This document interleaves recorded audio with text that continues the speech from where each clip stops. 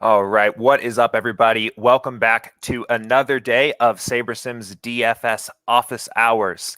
If you are new to the stream or you tuning in for the first time here, this is a live Q&A style show where I answer questions from our users about SaberSim, about DFS, about sports betting, whatever you guys want to talk about. I am sitting here live in front of you for a reason. We want to get a little dialogue going here. We want engagements. We want follow-up questions and clarifying questions from you guys. So I've got a few questions to get into here today. We normally get our questions in through our Office Hours channel on Slack or in YouTube chat. So if you have any questions or anything that you'd just like to talk about, feel free to pop it into Slack or in YouTube chat. If you are not already a part of our Slack community, we've got a great community. There's awesome discussion going on there every day. When this video is posted up as a recording on YouTube later this afternoon, after I hop off, it will have a link to join our Slack community in the description. Any of our past videos that are already posted all have that link. So go ahead and click that link and get joined up into our Slack community.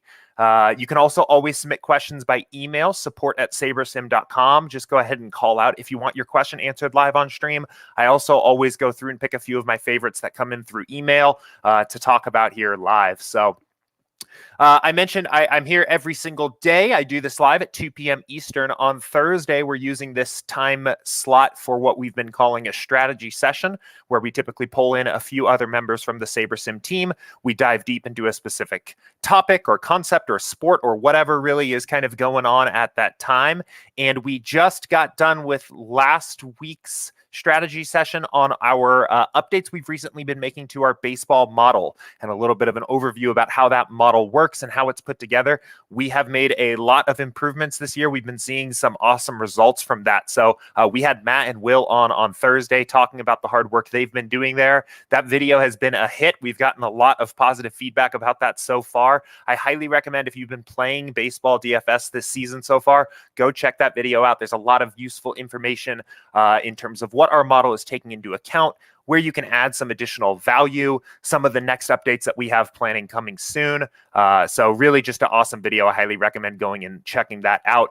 We are in the heat of baseball season here, so we are going to be sticking to that over the next couple weeks. We will be back with a strategy session on Thursday of this week. I think I will be joined by at least Max. I don't know who else is planning on joining that right now, talking some kind of MLB DFS strategy. So still figuring out exactly what our direction is going to be there, but excited to keep bringing more fresh baseball content to you guys here as we get into the heat of the season. So let's see. I think that is pretty much it for housekeeping. Again, I mentioned shoot off any questions you guys have. I've got a few things to get to today. I'm excited to get started, but not an overly busy day here of questions that are in the queue already. So we should have time to really chat about whatever you guys want to talk about. And I am going to go ahead and get us started here.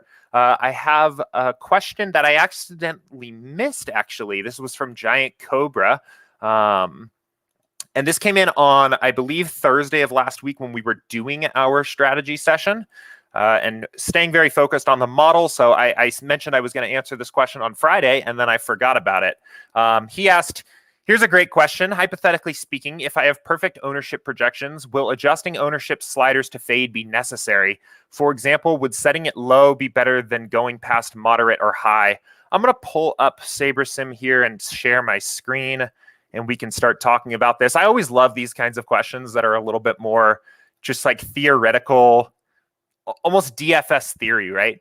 And there's an interesting, I think the counterpart to this question before I dive into this one is, you know, there's a good thought experiment of thinking, what would be the difference between your process if you had perfect projections, perfectly optimal projections, right? You could see the future and you knew exactly what was going to happen before the slate start, right? We wouldn't really have to do anything other than just create optimal lineups. We would have all of the answers beforehand, and we could just go from there.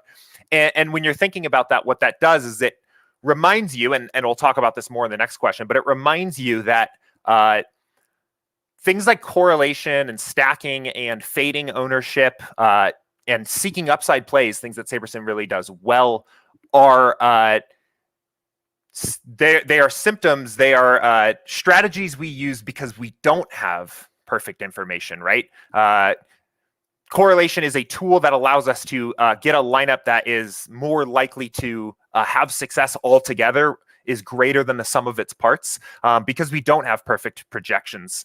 I think the question about ownership projections here is a lot more interesting, even taking this to the extreme, like Giant Cobra did here, of thinking, if I had perfect ownership projections, how would that affect my process? And I think that question is a lot more complicated and nuanced to answer. I've been thinking about this a lot, and I'm interested to hear any thoughts that anybody else has about this. But I would say something, I guess, in terms of moving from the theoretical to the more practical here, something that I think is an important part of your process every day, is using the ownership fade slider is going to essentially decide how much to weight the ownership numbers we have.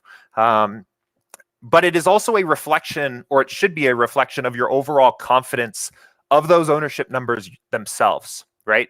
By saying your ownership fade is at moderate, you really are effectively saying that you want both.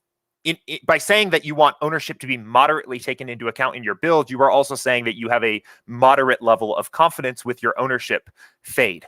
I wouldn't say that can necessarily be taken to the extreme, where if you had a very high confidence level of confidence of your ownership projections, that you would want to just crank it all the way up. But I think it can be a factor in determining where you want to set your ownership fade slider. So with that said, I mean, I think Giant Cobra here said, for example, would setting it low be better rather than going past moderate or high? I actually think, personally, I would take the opposite approach there. And if I had a slate that I felt like I was very well dialed into what the field was going to do, and my ownership slider or my ownership numbers reflected that, I am more inclined to probably maybe even turn the slider up just a notch, maybe two, to reflect that, right? As my level of confidence with my ownership projections is higher, I'm willing to make them a bigger factor into my build logic. That's the way I look at it.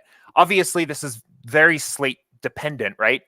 If the field, even if you are very accurate with the way you're assessing ownership on a slate, if the field is also very accurate in assessing the best plays on the slate, some of those plays are harder to fade. But I would say that ownership fade slider is really, it's a reflection. And I think I've mentioned this a little bit on stream here before, but it is a reflection of, one, how much you want ownership to be valued in your build, but also, two, how confident you are in your ownership projections overall. So something to think about. I would say the other side of that too is that if you feel like maybe the ownership numbers for a specific slate don't necessarily reflect what you think is going to happen, or you don't think the ownership numbers are very accurate, I mean, you can always go ahead and make some changes there. But another thing you could do is dial that slider down a bit, de-weight it a little bit in your build logic, and then manually in your step 3 exposures, tweak players that you think are going to be highly owned, maybe down a little bit more, and get access to some of the players that you think are going to be a little bit more lower owned in your build. So definitely an interesting question there. I'll probably think on that a little bit more. I again, I mentioned it here at the start. I always like these theoretical questions of, like really getting into like almost theory of DFS type stuff. If you had thought experiments and if you had perfect ownership projections, what would be the optimal way to play that slate? So I like those kinds of conversations. Again, I think on the more practical side, definitely bump up, or don't be afraid to bump up your ownership fade if you feel like you are very dialed into what the field is going to do, and particularly if you don't think the field is going to be on some of those best plays. So Chase asked a good follow-up question. If ownership slider in that situation reflects confidence in the ownership projections, what would the correlation and smart diversity slider show confidence in? I've had this thought before too. I don't know if this translates as well to correlation or even really smart diversity. I think personally, just because of the way that I think about this, right? We are modeling human behavior with the ownership fade slider, or the ownership numbers, which is something that we talked about this on Thursday as well with Matt and Will. It can be difficult to model human behavior using a algorithm, a computer modeling that, right? Especially things like industry buzz and narratives are things that can be hard to pick up, and that leads to some inaccuracy sometimes in ownership projections. The correlation numbers themselves are driven by running thousands of simulations of each of the games and figuring out actually how correlated one player's fantasy points are to another. So I pretty much work with the general assumption that our correlation numbers are highly accurate, and it doesn't really end up coming into play. There's not, I guess, there's not a slate to slate basis where I feel like the correlation numbers are more accurate or less accurate. So it doesn't come into a play there as much with that. Same thing with smart diversity, right? Like, we're capturing players' real ranges of outcomes by simulating games thousands of times. That allows us to, plot these on the graph and really capture the range accurately, which is what smart diversity is trying to take advantage of. So for me personally, I don't really feel as if the analogy extends well to correlation and smart diversity. I'm never more or less confident on a slate to slate basis about the correlation numbers or about players' ranges of outcomes. I think ownership fade lends itself really well to thinking about it in this way. But it's interesting. And again, I'm very, very interested to hear if anybody else has any thoughts on that.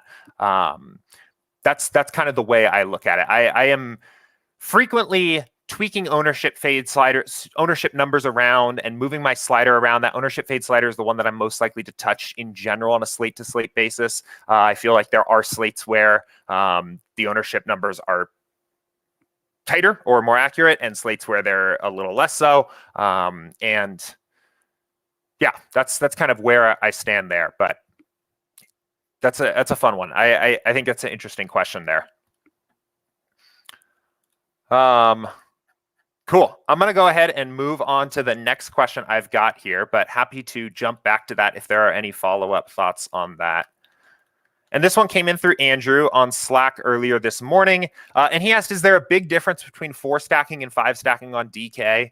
I'm going to answer this kind of just first in a very, I'm going to do this one in the reverse, in a very practical basis, right? From the purposes of running your test build and seeing what you're getting, right? Let's run one. And I expect we'll see some 5 stacks and probably some 4 stacks. And I would say, like, on a slate to slate basis, from a practical standpoint, like looking at your lineups, the answer to this is probably no.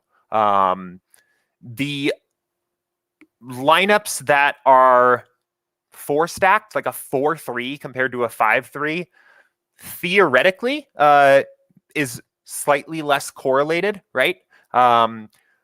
But because we're using SaberScore to take into account the effects of correlation and the effects of ownership and the effects of upside, right? It doesn't really, I wouldn't necessarily say that lineup is worse because it's 4 stacked. So like, let's just look at this. So we'll look at our stack types, right? Okay, so we've got a bunch of different options here, right? We've got some 5-3s. We've got a few 4-3s.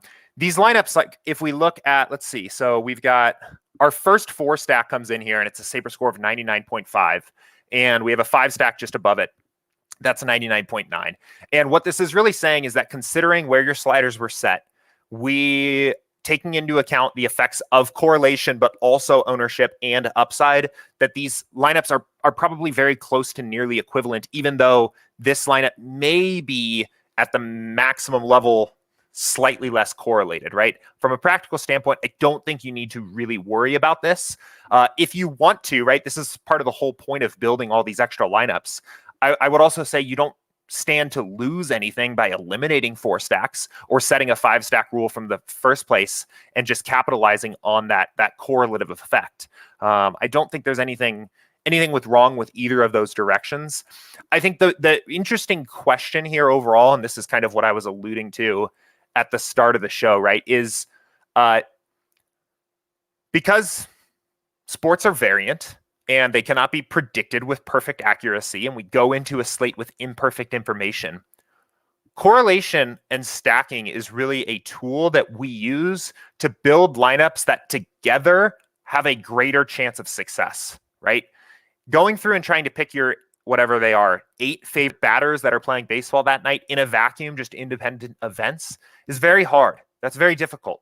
And when we correlate, we are taking advantage of the fact that when we know Whit Merrifield has a good game, it creates these impacts on other players in the lineup because he doesn't get out. Somebody else gets to come up to bat, or he hits a grand slam and brings in some runs, right? Those other players are also likelier to score, right?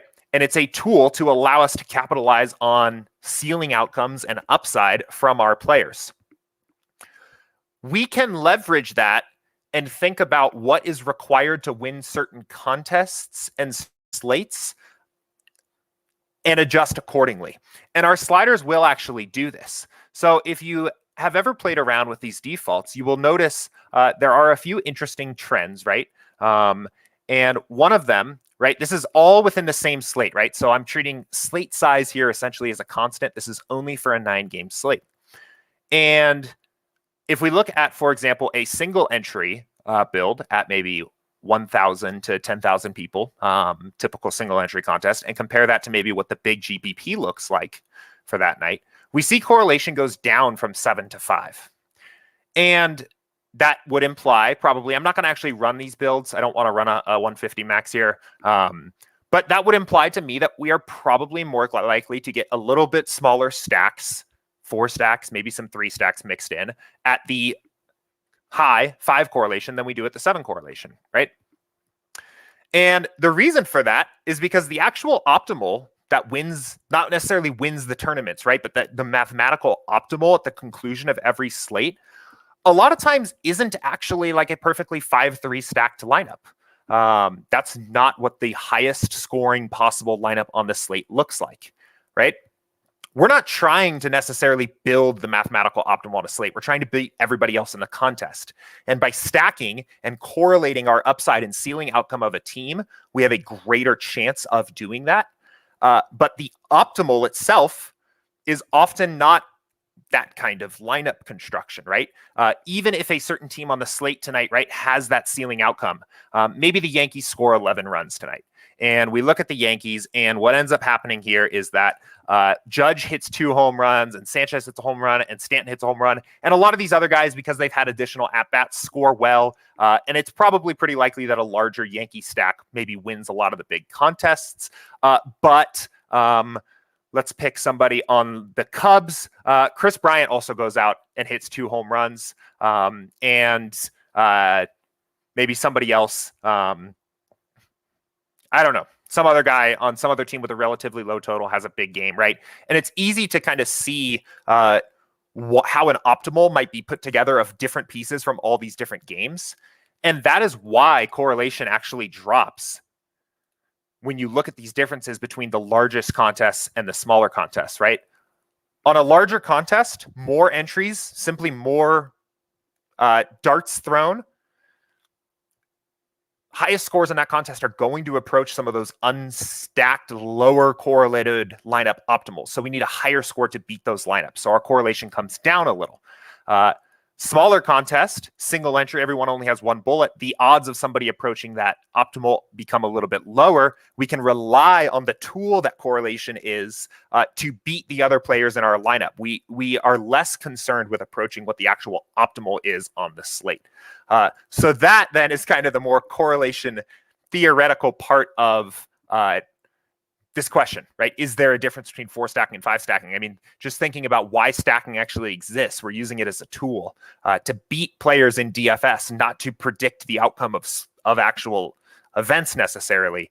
That's kind of the more theory side there. I would say it isn't going to have a significant impact on the EV of your contests one way or the other. Like, I don't think there's anything wrong with going in here and saying, I want to capitalize on 5 stacks. I think players continue to stack more and more every season. They're getting better at doing that. But I think the bigger stack roster constructions are still underweight in the field with how often they do win contests. I think that's probably the strongest argument to eliminating 3 stacks for sure, but even some 4 stacks is that players just still in general don't stack enough. But taking every lineup at its own merits and assuming a relatively sharp field, I don't think there is a meaningful practical difference between 4 and 5 stacking on DK, mostly because of all the other factors that we're taking into account here. So that felt like a little bit of a long-winded answer to a pretty short question here. That's kind of just, again, maybe I'm feeling kind of reflective and theoretical today. I feel like that's kind of been my approach to answer both of these 2 questions. I want to stay practical here so that this is as helpful as possible to you guys actually using the tool. Nobody's here to just listen to me wax philosophy here. So practical standpoint, I think it's interesting to look at the way the sliders move. And I guess the last note I'll make on this, right, is that the sliders, I mentioned this before, are back tested by looking at what the highest EV lineup constructions are for certain historical contests that actually took place, right?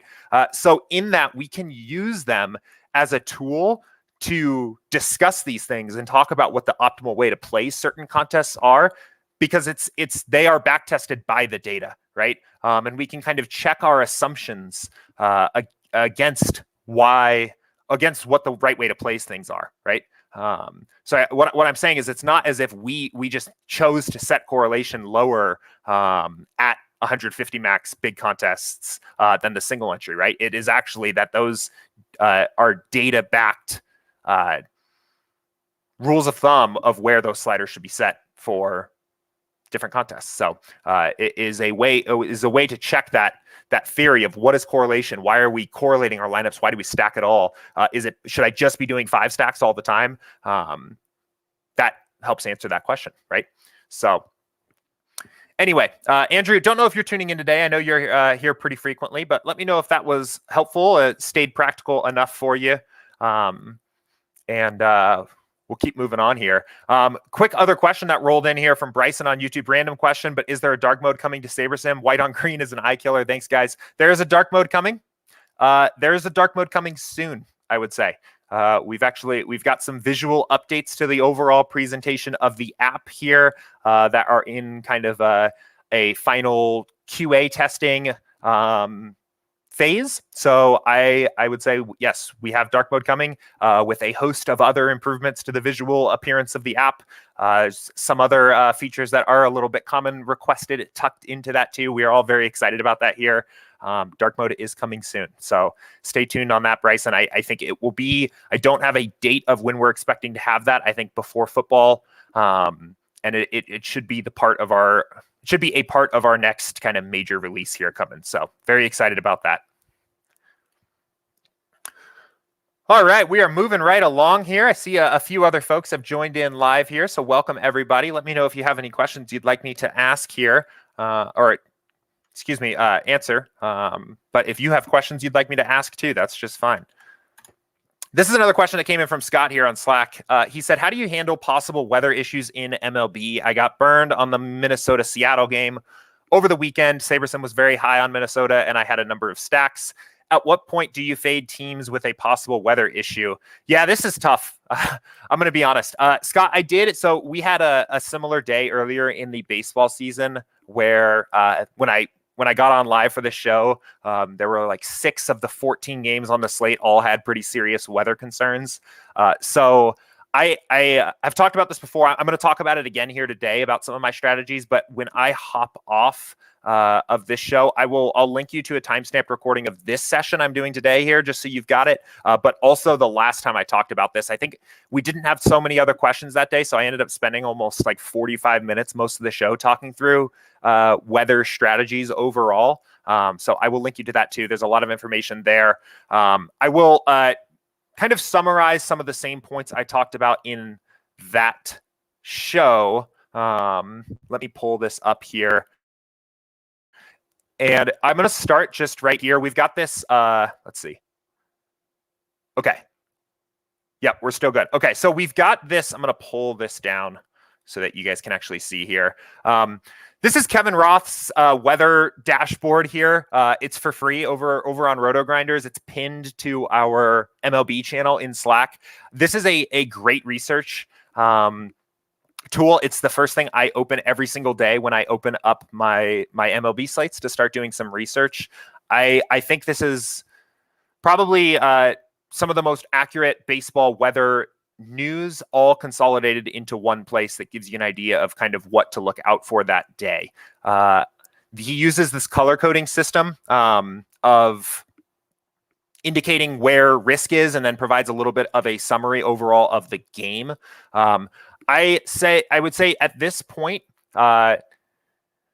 red is obvious. Red, he'll use red when a game is actually delayed. The difficulty comes in a lot on these games that are in the orange area, either straight up orange, orange yellow, or even yellow orange. Those are games that present some kind of postponement risk. There is not really a magic answer in terms of predicting the weather outcome of those games over a long term, right? It's incredibly hard to predict. So I would say a few things that we can do as DFS players to affect our strategy is one, to simply stay very tuned in to the weather updates throughout the day, right? Weather changes pretty dramatically. Games that had apparently bad weather situations, even in the early afternoon, sometimes become a lot better throughout the day, and vice versa. Also after into lock, right? One of the most powerful tools that SaberSim has to offer is the late swap tool. Games that are in the slate but do not start at lock, that you are going into lock with weather concerns, are often very underowned because people either don't have the time or the interest or the tools to bother sitting around and late swapping. If you're gonna play slates where there are weather concerns going into the slate, take advantage of the late swap tool. And I am typically leaning more on the side of rostering those players at lock to make adjustments if I need to at the time that game starts, right? We can roster Minnesota at Chicago players going into lock. I don't believe this game is at the start of the slate. And adjust accordingly. Yeah, so you have an extra hour here, and adjust accordingly if the weather picture seems to get worse, or if there's certain indicators that the team is giving that they're going to play or not, right? Some of those indicators, and Kevin Roth will tweet about these things too, and kind of give you more information as the slate goes along. But if the tarp is on the field, that is often not as much of a good indicator. If the tarp comes off the field, that generally indicates that the team is willing to play. Sometimes the team's social media accounts themselves, they will actually tweet out that we intend to play this game. That happens sometimes. That is often a very good indicator that they're going to play. There are certain ballparks that are better or worse over the long term at playing these weather games, right? I think Danny Steinberg, a couple weeks ago, there was a weather concern game in Washington, and he ended up pinging the channel and mentioning like, hey, Washington has a bad history of playing weather games. They cancel games for weather pretty easily, and I think they went on to postpone that game. So there are indicators that we can use on social media, in our Slack channel, and just with what the teams themselves are actually doing to get a little bit of a better read on maybe what might happen. That in conjunction with taking advantage of our late swap tool can help add a little bit of extra edge there. I think in general, I think it was Kevin Roth that actually did a little bit of an analysis of this. I can't remember. I may need to go dig up where I found this. But games don't get postponed as often as I think is the conventional wisdom. Or I guess let me put it another way, in a way that's more practical for DFS. Games do not get as postponed as often as the ownership of weather concerning games would indicate to you. More often than not, they play the games. There's definitely a little bit of a cognitive bias there, where it feels so bad when you start when you play a lineup with players that end up getting postponed in your lineup, that you definitely remember it. There's a loss aversion component there that you don't really want that to happen. But my personal strategy is I am fairly aggressive with weather games going into lock, unless I'm seeing some kind of indicator, like I mentioned before. back to this weekend, I think the slate that you're actually talking about, let me pull this back up so people that are just joining know what I'm talking about. This Minnesota game, I think it was actually Minnesota Indians and Seattle White Sox, right? Or Twins Indians and Mariners White Sox that were the two weather games. That Minnesota Indians game, they postponed or they delayed that game before it even started raining. And Roth hopped on Twitter and he said something like, this is a bad indicator, right? They haven't even started the game. It hasn't started raining yet. That's not a very good sign for their willingness to play this game overall. And that's the one that got postponed. I faded the White Sox and Mariners game as well. That game actually did go on to play for a little bit and then was later suspended. So a little bit of a mixed bag there. I think effectively a postponed game in terms of DK scoring. But so we can look at those. I lost my train of thought here a little bit. I guess the last thing I'll note is when we're really kind of diving in, I'll pull up my my build one more time. I talk about this particular component more in detail in the last video, so I don't want to just summarize it completely here. Again, I will link you, Scott, to that conversation or to anybody else in the Office Hours channel as soon as I hop off here. One other thing that I will do, if there's a game that I am overall concerned about the weather on, and I'm leaving those players in my lineups, but I'm really feeling kind of 50-50 about it, is, first of all, it can be a good idea to just look at how much you are using those teams, which it doesn't seem like we are very much at all here. Let's bump this up just to see if I can start getting a little more of those guys in my lineups here. Let's look at 100. Okay, so we're not getting any of the stacks. Maybe we're getting the pitchers. Okay, yeah, so it's Giolito on the mound and Kenta Maeda. Those are both going to be pretty popular pitchers tonight. So I guess what the point I'm trying to make here is one thing I will do is I will eliminate one-off batters and small stacks of teams playing in weather games to basically take a stand on the game and capitalize on the upside outcome of that game, right? If that game has a median outcome on the hitting side and it plays and the score is like 6-4, and there's a few guys that had good fantasy performances, but not necessarily anyone that you need to win, that game outcome doesn't really help you in finding that tournament winning lineup. The upside potential of the game in the weather situation is really that one of the stacks goes off and is the stack. And you can still capitalize on that upside potential by allowing 5 stacks of that team into your builds, or by allowing 5 stacks of that team into your builds without allowing one-offs and 2-piece minor stacks to go in and potentially ruin other lineups where maybe those players weren't really needed. So that's one thing on the more practical side of actually what you can do here. Can look like, right?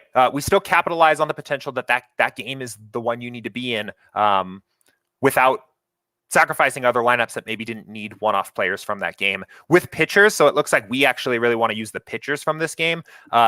I will typically, you can't really do that as much with pitchers. You kind of need to take a binary stand one way or the other. I am typically willing to at least roster a lot of these guys going into lock, assuming their game isn't the first one on the slate. Stay attuned to it. And roll with it. Poor weather is often also pitching weather. So that's the other reason I'm willing to, in general, take pitchers into weather games where maybe I don't want one-off hitters. Pitchers, when it's cold and a little wet and maybe a little windy, a lot of times that stands to benefit the pitchers a little more, which is something also that the model can take into account. Here, Logan, real quick, asked a question: how would you limit the one-offs? Let's just use an example here, so I'll show you exactly how I do that. So let's pick a team that we do want to stack a lot of. I'm going to actually drop this back down to 20 just to show you an example here. So let's see. It does look like a popular team that we want to stack is maybe Washington, right? Let's say Washington, for example, had weather concerns for today. So we clearly have some 5 stacks of that team, right? We probably have some 4 stacks too, some 3 stacks. We have quite a bit of Washington. So what you can do is, just as a starting point, just eliminate the small piece stacks of that team. And we'll say, okay, I'm only going to use them in big 4-piece and 5-piece stacks. we have one lineup that is a 4-piece, one lineup that is a 5-piece. And then if you go back over to your players, look at your batters, and look at your teams, there's not really a great way to do this with total precision, especially if you're doing this for a lot of lineups. But we know that we have one. Well, let me double check that one more time. We have one Washington 5-stack and one Washington 4-stack. So 10% of our lineups have them in a stack. So any Washington batters that are exposed more than 10% are being used in one-offs, right? So now we know that. So we can come in and limit Schwarber and bring him down to 10. And now you can see here we've got just 5 Washington batters. We have Schwarber in 2 lineups. Actually, I think what that did probably is it removed our 5-stack. So now we've got one Washington 4-stack. So maybe we just go ahead and bring him down to 5. And what did it do now? I guess, so what I'm trying to do here is you kind of have a little bit of a back and forth between like looking at the players and looking at the stacks. And what you can see here is happening is that the builder is holding on very tightly to this top Schwarber lineup here that it really wants to use. And I think in effect, it ended up eliminating our big Washington stacks and keeping these players as one-off. So at this point, I might just cross them off and just get rid of these players. And now we're just not going to have any Washington. Let me see if I can try this again with another team, because that ended up being a little bit of a confusing example. So let's look at, I guess we'll do the Mets side of it, right? They're playing in the same game. So we're doing the same thing. So we might remove some of those smaller piece stacks to start. So we have a 10% of our lineups are in Mets 4-stacks and 5% are in 5-stacks, right? So we have 15% stack exposure to the Mets. And then if we look, okay, so no player is exposed more than 15%, right? So even if someone like McNeil is used in 15% of our lineups, wait. Why did it do that? Let's see. Why did it do that? Okay, that's not working right. I'll follow up on that. But let's go ahead. I guess the point I'm making here is that, right, our only exposure to the Mets now here are in the form of these big 5-stacks. 15% of our lineups have Mets stacks. We're not exposed to any one Mets player more than 15% of the time, so we know that we probably don't have any one-offs. And again, you can be a little bit more precise if you really want to dive in and take a look. I don't know if that math, the way I described it, is exactly correct, but I think it is, and that's the way I typically do that. And that's really just for games that I am like really 50-50 on. I'm really not feeling confident for one way or the other, especially where it comes in and is a little bit slate dependent is like if Washington and New York was a weather concern game today, right? The builder clearly wants to use those two teams. You're sacrificing a fair bit by giving them up. Maybe that's the best way to go about that. If a game like, I don't know, some game with some middle outcomes, if this Arizona-St. Louis game had some weather concerns, maybe those are teams that the builder doesn't even really want to use that much. And you can just cross it off a little easier. I guess with that said, I'll stay on this subject for just a bit longer here. I see some other questions have come in.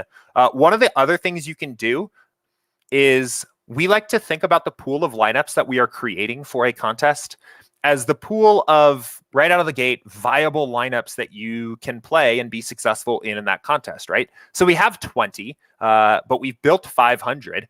Another way you can do this is to kind of just look at whether the builder thinks it's viable to play that, to fade that game, right? So it really wants to use pieces of Washington and New York, but let's say that game had terrible weather again, and we want to just experiment with removing them. Let's just try it. So let's remove stacks from both Washington and New York. And let's also just remove all the batters from that game. So let's get rid of these.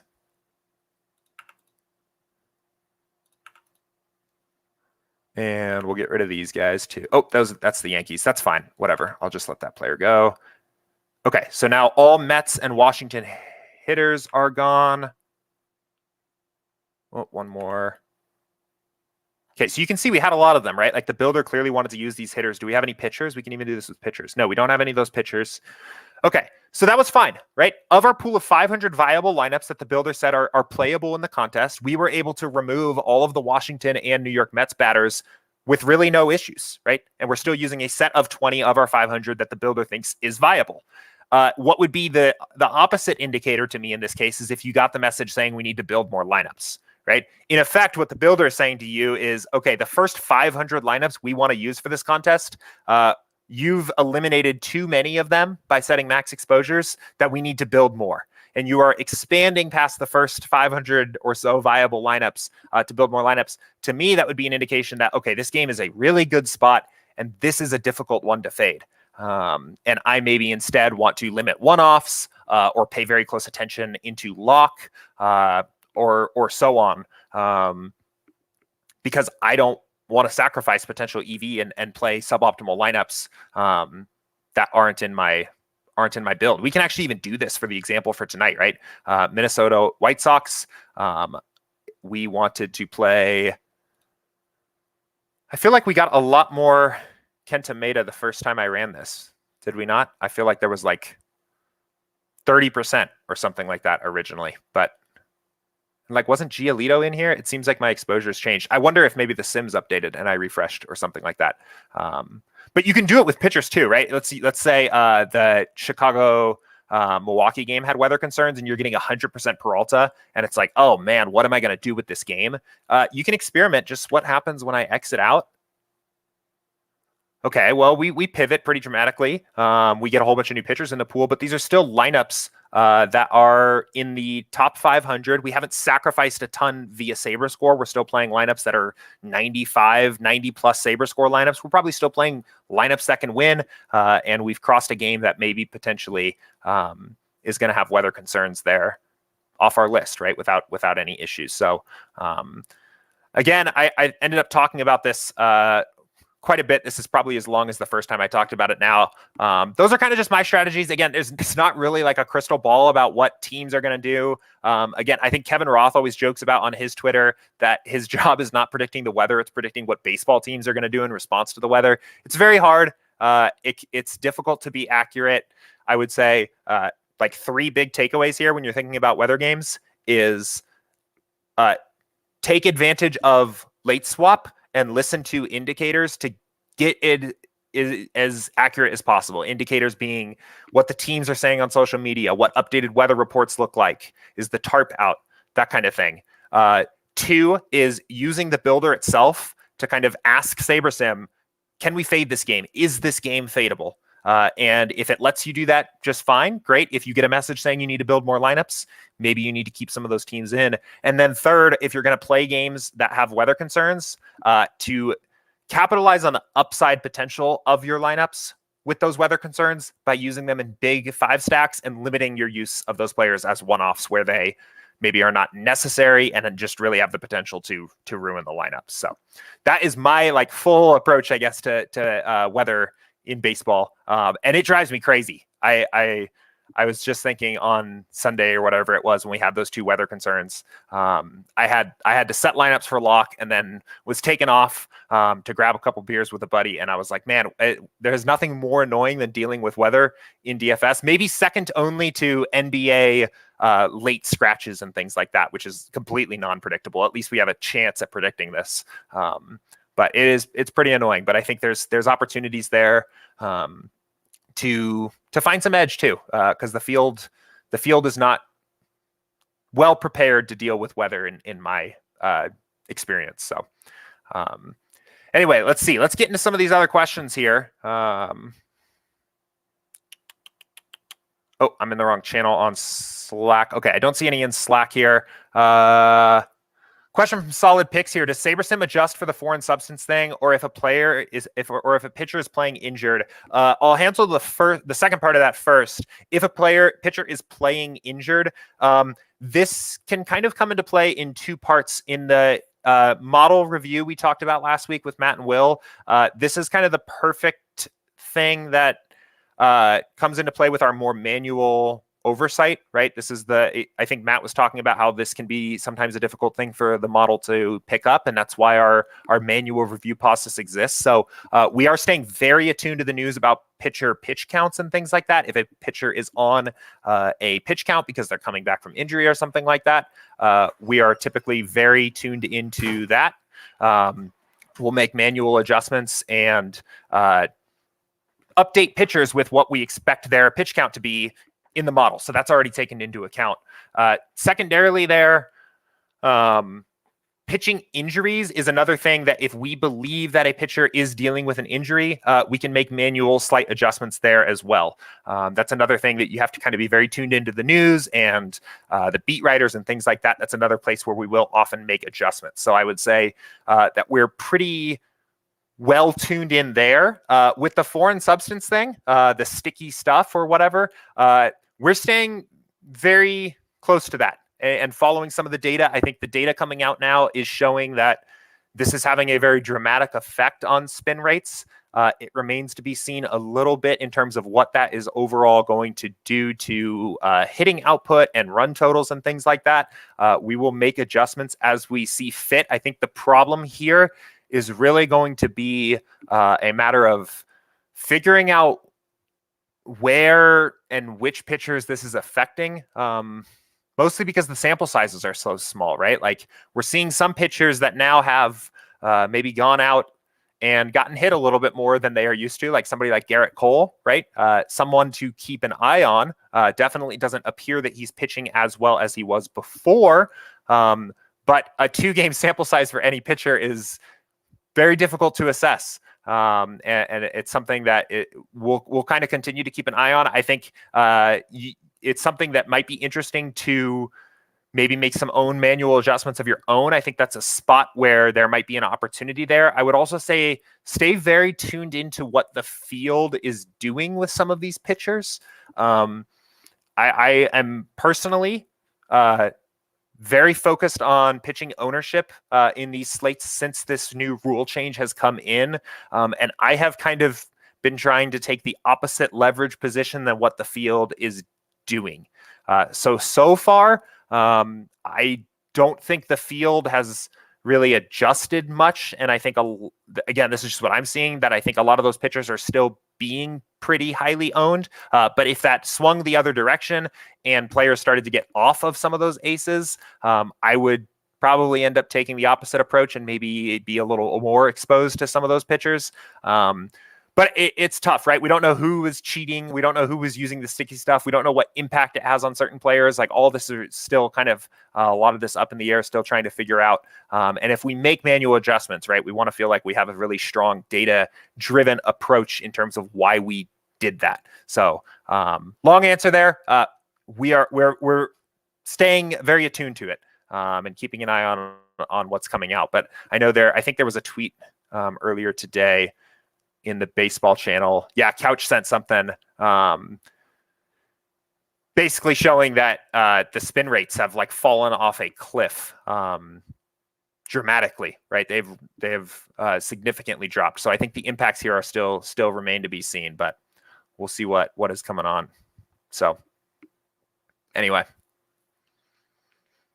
cool. Let's see. Question from Anthony here in YouTube chat. Is the SaberSim optimizer more for baseball than any other sport? I wouldn't say that. I think Matt mentioned on Thursday that, SaberSim was originally built for baseball. When he built it, that was kind of the first sport. That was the initial focus. The Saber in SaberSim comes from sabermetrics, which is like it's expanded to a lot of other sports, but very commonly, typically associated with baseball. Max has mentioned before on stream that he thinks it is our strongest model overall. But the underlying power and the underlying logic that we use to build our baseball model is the same that powers all the other models. So I have success using the SaberSim tool on almost nearly every sport that we offer. I think in particular the communities too for NFL and NBA are great. So no, I think I wouldn't say it is more for baseball than anything else, but it is really damn good for baseball. So hopefully that kind of answers that question there. Kevin said, I've seen some SaberSim avatars and GPPs lately. I bet you have. I have too. I've been losing a little bit to my fellow SaberSimmers here recently. So it's always good to see the top of the leaderboard have a bunch of the SaberSim avatars up there at the top. If you don't already know, part of the reason and part of the encouragement there for that is we do have, let me pull this back up here. We do have rewards for taking something down with the SaberSim logo up. So we've got this page winner circle on our site here. It talks a little bit about some of the rules here, but a top 5 finish of more than $1,000 once per sport, per site, per season or something like that gets you started with some rewards. We'll get you screenshot up on the site.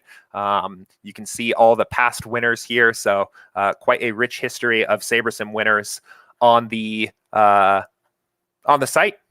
But if you don't already have it, get your SaberSim avatar up there. And when you start taking down contests, we'll send you some swag and get you up on our site as one of our winners. So, but yeah, I've been seeing a lot lately. We talked a little bit about MLB Showdown last week, which has kind of been one of my bread and butter contests so far this season. And I've been seeing a whole lot of SaberSimmers in those contests recently. A lot of them taking down some wins. So that's been good to see. It's competing directly with me and Chris here, who grind those MLB showdowns all the time. But I love to see it. I love to see that this content is helping you guys out. So yeah, it's been good. All right, cool. Let's see. I don't see any other questions that have come in recently. We are already 50 minutes in here, 51, 52 minutes in. It always flies right by. I know we've got at least a handful of people watching live.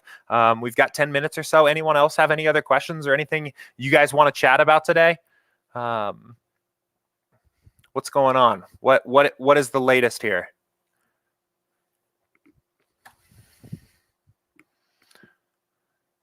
Give you guys all a couple moments here to see if you've got any other questions here for me while I catch my breath, and then maybe we will call it a day here. I guess while I have the time and the audience here, I'll shout out something else that we've kind of been going on here a little bit. I will direct you, and I see a question just rolled in, so I'll make this real quick. I will direct your attention. We have been working hard on this help desk, support@sabersim.com. In these FAQs, you will see, let me see if I can find one. I have been snipping common questions that come in here. I think this is one. No. Questions that come in a lot on these office hours here to use in between, or to use as a way to help fill out our FAQ. So here you can see one, right? So question about how to use max exposure is something that comes up fairly often on this channel. I've got it now set up with an FAQ with the exact office hour where it came up and I talked about it. So if you're watching these shows, or if you ever have any questions or anything like that, and you remember seeing something, or maybe don't know if it came up before, you can always go check it out in the FAQ here, because I've got a lot of those snips here. I'll talk about this last question here. Kyle, this is a big question. I'll give you the quick answer because we're going to be a little limited on time. Leverage is misused a lot in DFS. It is often just said to be, fading the chalk or something like that, right? Is leverage. I think about leverage in two ways. One is the field imperfectly, let me think about the right way to say this. The field imperfectly using a particular player or lineup construction or lineup or something in it compared to that players or lineups or lineup constructions win outcome, right? So I mentioned it here at the start of the show. Let's say, for example, on 9-game slates, 5 stacks on DK win 20% of the time, right? If the field only builds 5 stacks 10% of the time, then there is leverage on rostering 5 stacks, right? Because we have this past data that says these stacks win this often. The field is under on that. You have a gained relative advantage on the field by rostering or building a lineup with that kind of lineup construction, right? The field has imperfectly handled that particular market, right? And you can do it on the player level too, right? So we have Freddie Peralta here as our highest expected pitcher, right? At 51% owned tonight.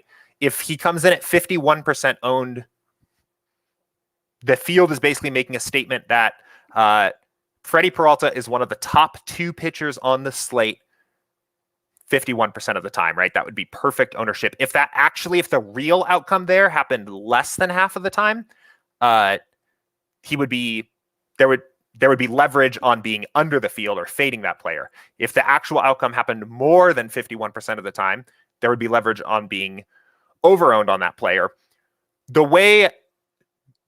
The other way of thinking about leverage here, and I don't know, I don't know if one of these is more correct, but I see the term used in these 2 different ways that I think are both kind of correct. The other way of thinking about leverage is gaining relative advantage on the field by taking advantage of, by using players or building a lineup that stands to gain when a popular construction loses, right? So the most conventional way of thinking about that would be, rather than actually just like fading Peralta, it would be stacking the Cubs, right?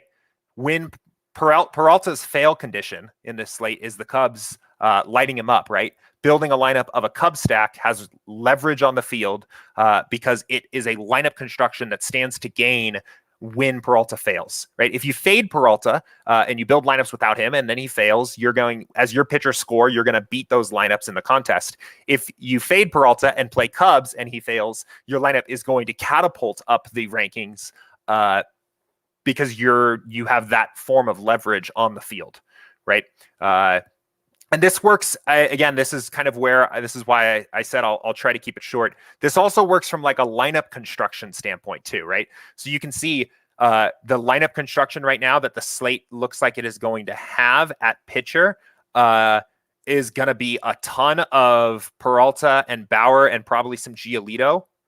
We have Maeda as like one option for salary relief here, but it seems like a very popular construction is going to be playing 2 aces up top. So that would lead towards lineups constructed that have cheaper stacks. So if we look at like value stacks, we see any teams popping up here multiple times, maybe Detroit, right? A few times here. What's their 4.6 runs, right? The lineup construction that stands to be popular tonight is 2 aces up top and cheaper stacks. So reversing that is going to give you leverage on the field because the field is maybe improperly looking at the actual win percentage of lineups that are built with expensive stacks and cheaper pitchers, right?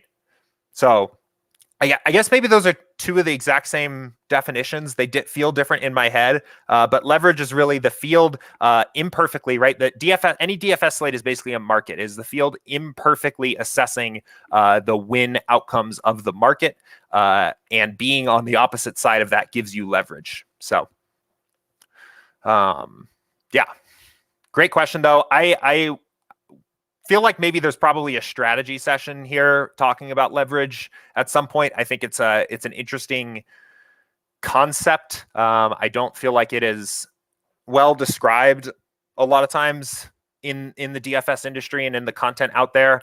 A 50% owned player, right? Like Peralta, there can be leverage on owning that player more than the field.